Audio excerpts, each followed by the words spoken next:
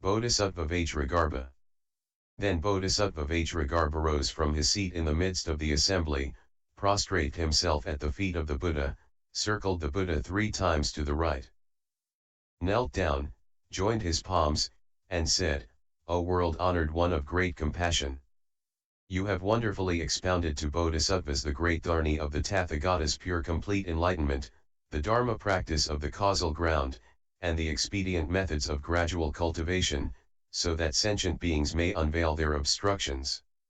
Because of your compassionate teaching, all in the assembly have cleared away illusory illnesses of the eye and their wisdom eyes have become pure. World-honored one, if sentient beings have intrinsically accomplished Buddhahood, how can there be so much ignorance? If all sentient beings originally have ignorance, why does the Tathagata say that they have intrinsically accomplished Buddhahood? If sentient beings in all 10 directions intrinsically accomplished the Buddha path and afterward gave rise to ignorance, then when will the Tathagata give rise to vexations again? Please do not forsake your unrestricted great compassion, but disclose the secret treasury for the benefit of the multitude of bodhisattvas, so that when all the sentient beings in the Dharma ending age who hear of this Dharma door to the ultimate meaning of the sutra will permanently sever doubts and regrets." Having said these words, he prostrated himself on the ground. He made the same request 3 times, each time repeating the same procedure. At that time the world-honored one said to Bodhisattva Vajragarbha, "Excellent, excellent. Virtuous man, for the benefit of the multitude of bodhisattvas and sentient beings in the Dharma ending age, you have asked the Tathagata about the very secret and profound ultimate expedient methods, which are the highest teaching for bodhisattvas and the ultimate truth in the Mahayana. These methods are capable of causing practicing and beginning bodhisattvas in all 10 directions and all sentient beings in the Dharma ending age to obtain the stage of resolute faith 15 and permanently sever doubts and regrets. Listen attentively now. I shall explain it to you." Hearing this, Bodhisattva Vajragarbha was filled with joy and listened silently along with the assembly. "Virtuous man, all worlds begin and end, are born and perish, have a before and after, exist and do not exist, coalesce and disperse, arise and cease. Thoughts follow one another in succession, going and coming in a ceaseless circle. With all sorts of grasping and rejecting, these changing processes are all cyclic existences. If one were to discern complete enlightenment while still in cyclic existence, then this nature of complete enlightenment would have the same nature as the turning flow of cyclic existence. If one wished to be free from cyclic existence, then there would be no place where complete enlightenment could exist. For instance, when one moves one's eyes, still water appears to have waves, when one fixes one's gaze, a circling flame appears to be a wheel of fire. The fact that moving clouds make it seem as if the moon were moving and a sailing boat makes one feel as if the shore were moving also exhibits the same principle. Virtuous man, while the motion is going on, it is impossible for those things to be still. How much more would this be so if one were to discern the complete enlightenment of the Buddha with the defiled mind of birth and death, which has never been pure, how could it not appear to be in motion? 16 For this reason, you gave rise to these 3 doubts. Virtuous man, for example, because of an illusory illness of the eye, a flower is falsely seen in an empty sky. When the illusory illness of the eye is eliminated, one does not say, "Now that this illness is eliminated, when will other illnesses arise?" Why? Because the illness 17 and the flower 18 are not in opposition. Likewise, when the flower vanishes into the empty sky, one does not say, "When will flowers appear in the sky again?" Why? Because the sky originally has no flowers.